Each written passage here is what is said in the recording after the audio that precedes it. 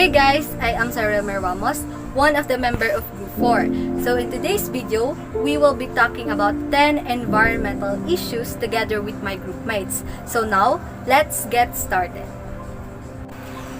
So now, let's talk about water pollution.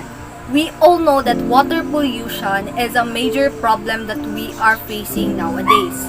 So in this picture, this shows a Pasig River in the Philippines before that suffers from a high level of water pollution. Massive population growth, infrastructure construction, and the dispersal of economic activities to Manila's suburbs left the river neglected. So industrialization had already polluted the river. So in year 2019, President Rodrigo Duterte abolished the Pasig River Rehabilitation Commission, which was thought to ensure the rehabilitation of Pasig River to its historically pristine condition conducive to transport, recreation, and tourism.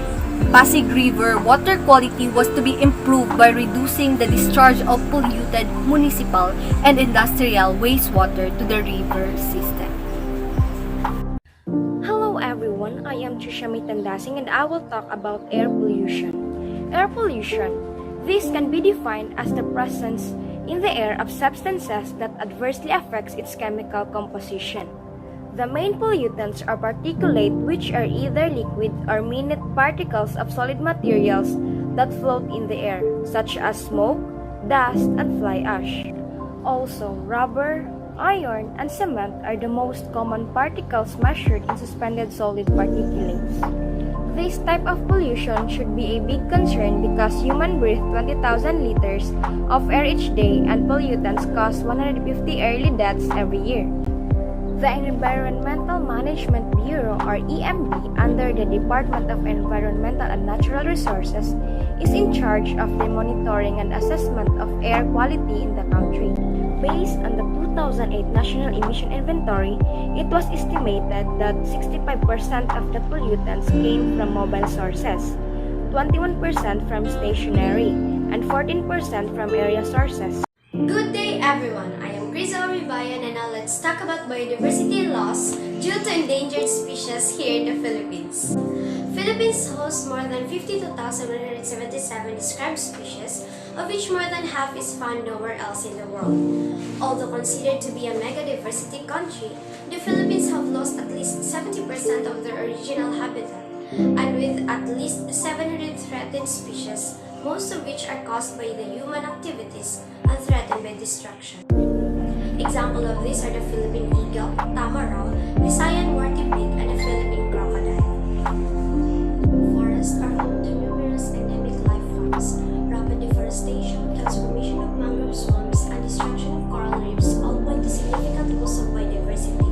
The various endangered species have come to this point because of habitat loss, poaching, human consumption, pollution, disease, and climate change. The Republic Act No. 9147, otherwise known as the Wildlife Resources Conservation and Protection Act, is an act providing for the conservation and protection of wildlife resources and their habitats, appropriating funds therefore and for other purposes.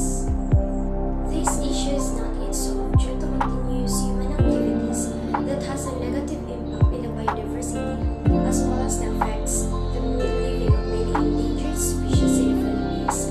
That's all for biodiversity loss due to endangered species. Thank you and good day. I am Dil Shara Lumanta and I will talk about one of today's enormous environmental problems, illegal logging. Illegal logging is the harvesting, transporting, processing, and trading of foods prohibited by law. It causes deforestation, resulting in biodiversity loss. The natural habitat of organisms is destroyed, leaving them with no resources and a place to habituate. It also contributes to global warming and climate change. Trees are climate regulators that store carbon, and we know carbon emissions cause intense global warming.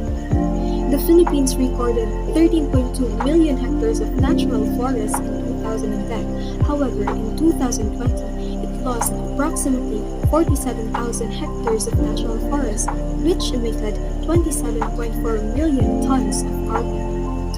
Therefore, illegal logging must be taken seriously, especially when global warming has worsened. If this didn't stop, there would be massive extinction of organisms, no trees to protect us from strong typhoons, and flooding would be disastrous. As simple citizens, we can do a lot to help this situation. First, our simple way of participating and spreading the word about this through different mediums such as social media can be of immense help. Second, many organizations fighting against illegal logging need support and human resources. We can volunteer and donate to help these organizations meet their end. Lastly, the government has made illegal loggers criminally liable through PD 705 or the Forestry Code of the Philippines and the RA 9175 or the Chainsaw Act of 2002. This must be imposed strictly because this wouldn't end if the government is passive in its actions. Hence, let's all unite and be better citizens of this country. A pleasant day, everyone. I am Moises Alan Mahinay, and let's tackle further environmental issues in the Philippines. One issue is the responsible mining and quarrying. It is the process of mining and quarrying performed harshly with ignorance and irresponsibility, leading to an array of environmental consequences. These consequences involves erosion, contamination of soil and water, biodiversity loss, and respiratory complications. In the Philippines, many mining and quarrying sites have shown nearby land or aquatic areas to be extremely polluted or contaminated. In addition, a lot of miners and local residents complains about inhalation of mining chemicals that affects their respiratory tracts. Currently, a lot of laws concerned about environmental effects of mining have been approved, but one among them is the Philippine Mining Act of 1995, in which it aims to protect environment from irresponsible mining, and it only allows some specific areas available for mining and quarrying. Terrorism, prejudice, poverty, and other societal crises are all present in the Philippines. One of the most widespread issues is overpopulation. Every year, the Philippines population becomes bigger and worsen. Overpopulation is one of the most serious environmental and societal problems since it causes global warming, pollution, starvation, extinction, habitat loss, unemployment, and other negative consequences.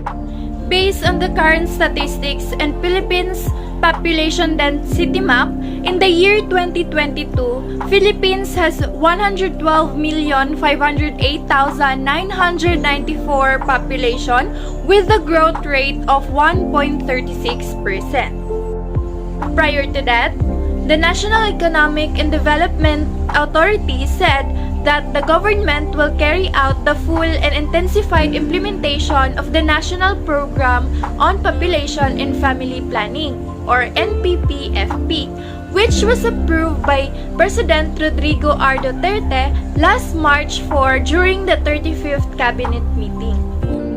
This national program on population and family planning, a major component of the Responsible Parenthood and Reproductive Health Law, aims to reduce unplanned and unwanted pregnancies by enabling couples and individuals to attain their desired number of children within the context of responsible parenthood. In this way, we can conclude that the government take their full potential to solve the problem with regards to the overpopulation. Good day everyone, I am Christine May Mulero, and today I'm going to discuss about the lack of renewable energy resources utilization. Lack of renewable energy resources utilization. So when we say renewable energy, it is an energy that is collected from renewable resources that are naturally replenished on human time scale. It includes sources such as sunlight, wind, rain, tides, waves, and geothermal heat. Although most renewable energy sources are sustainable and some are not. So lack of renewable energy means shortage. For example, in the Philippines is the power storage. So the picture below is an example. So lack of power storage at an affordable cost is another drawback. Renewable energy sources generate most of their energy at certain times of the day. Its electricity generation does not match with the peak demand hours. The intermittency of sunshine and wind cannot provide an on-demand power source 24 hours a week. Solar energy and wind are unpredictable. There is volatility and generation and volatility and loads. Energy generation by the burning of fossil fuels is more consistent. On the other hand, intermittent power generation by renewable energy sources possesses a need for an efficient battery storage system.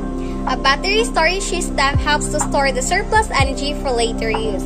It can help with grid instability, thereby preventing blackouts. Technological advancement has improved the longevity and battery capacity of the storage system. Its high cost stands in its way of being wide installation. Battery prices have to come down to make storing of solar energy more cost effective. Good day everyone, I am Magdalene. For today's video, I am going to show you and give you a little knowledge about the lack of concerns and promotion here in the Philippines. As the years go by, environmental issues keep climbing our global list of priorities, dwarfing all the concerns, and each year new problem and worries emerge. As a result, we're constantly having to triage to decide which environmental crisis takes precedence over which other environmental crisis. Biodiversity is the key indicator of the health of an ecosystem. It is need to be promoted since it provides functioning ecosystems that supplies oxygen. Next is the water pollution. The least we can do to prevent this is to reduce the use of chemicals when cleaning.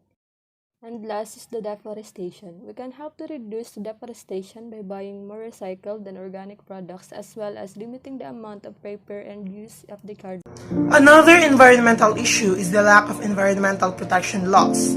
This issue speaks for itself as it is the lack of laws that aim to protect the environment and the biodiversity within the environment.